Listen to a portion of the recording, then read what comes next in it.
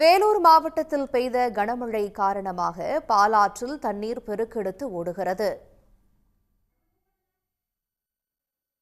கூடுதல் தகவல்களை செய்தியாளர் மார்டின் ரமேஷிடம் கேட்கலாம். மார்டின் ரமேஷ், பாலாற்றில் வெள்ளம் எந்த அளவுக்கு இருக்கு?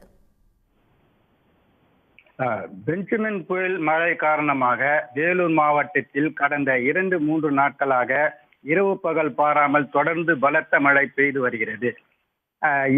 இதன் காரணமாக பல்வேறு இடங்களில் உள்ள ஏரிகள், குளங்கள் மற்றும் ஆறுகளில் நீர்வரத்து காணப்படுகிறது. வேலூர் மாவட்ட மக்களின் குடிநீர் ஆதாரமாக விளங்கும் பாலாற்றில் தற்பொழுது தண்ணீர் பெருக்கெடுத்து ஓடுவதால் பொதுமக்கள் மகிழ்ச்சி.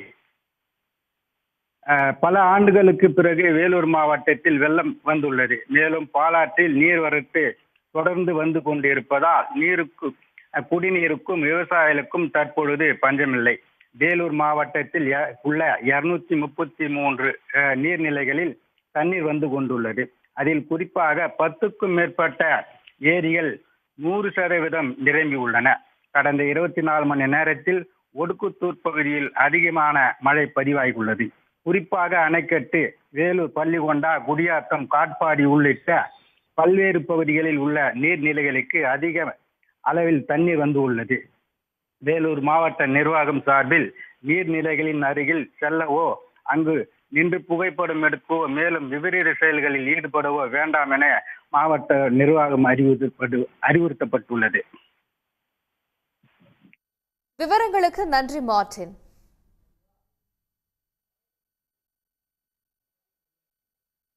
திருக்கழுங்குன்றம் அருகே பாலாற்றின் குறுக்கே அமைக்கப்பட்ட தற்காலிக தரைப்பாலம் சேதமடைந்ததால் 5 கிராம மக்களுக்கு போக்குவரத்து முடங்கியிருக்கிறது. இது குறித்த விவரங்களை வழங்குவதற்காக செய்தியாளர் இளங்கோ இணைப்பில் இருக்கீங்க. எவ்வளவு கிலோமீட்டர் தூரம் சுற்றி செல்லக்கூடிய நிலை ஏற்பட்டிருக்கு இளங்கோ? நிச்சயமாக திருக்கழுங்குன்றம் அருகே பாலாற்றின் குறுக்கே அமைக்கப்பட்ட தற்காலிக தரைப்பாலம் சேதமடைந்ததால் சுமார் 5 கிராம மக்களுக்கு போக்குவரத்து முடக்கப்பட்டுள்ளது.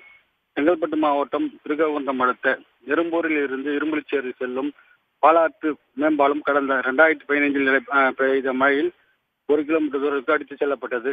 அதனால் இரும்புலிச்சேரி, சின்ன இடையாத்தூர், அட்டவட்டம், சாமியார் மடம், சேவூர் ஆகிய 5 கிராம மக்களுக்கு முற்றிலும் போக்குவரத்து துண்டிக்கப்பட்டிருந்த நிலையில் இதனால் மாணவர்களும் வேலைக்கு செல்வரும் பெரும் அவதிக்குட்டனர். தற்போது இதற்கு மேம்பாலம் கட்டும் பணி கடந்த 2 ஆண்டுகளாக நடைபெற்றுக் கொண்டு இருக்கிறது.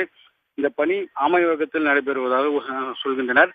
இதற்காக தற்காலிக வீராண பைப்புகளை கொண்டு தற்காலிக தரைப்பாலம் அமைக்கப்பட்டது. இப்போ பெஞ்சின் புயல் காரணமாக பெய்த கனமழையால் இந்த தரைப்பாலம் அடித்து செல்லப்பட்டுள்ளது. அதனால் இந்த மேம்பாலம் கட்டும் பணியை உடனடியாக முடிக்க வேண்டும் எனவும், இதனால் இல்லை என்றால் இப்பகுதி மக்கள் சுமார் 15 கிலோமீட்டர் சுற்றி செல்ல வேண்டிய நிலை ஏற்படும் எனவும் இவர்கள் மாவட்ட நிர்வாகத்தை கேட்டுக்கொள்கிறார். விவரங்களுக்கு நன்றி இளங்கோ. உடனுக்குடன் செய்திகளை தெரிந்து கொள்ள சன் நியூஸ் பெல் ஐகானை கிளிக் பண்ணுங்க.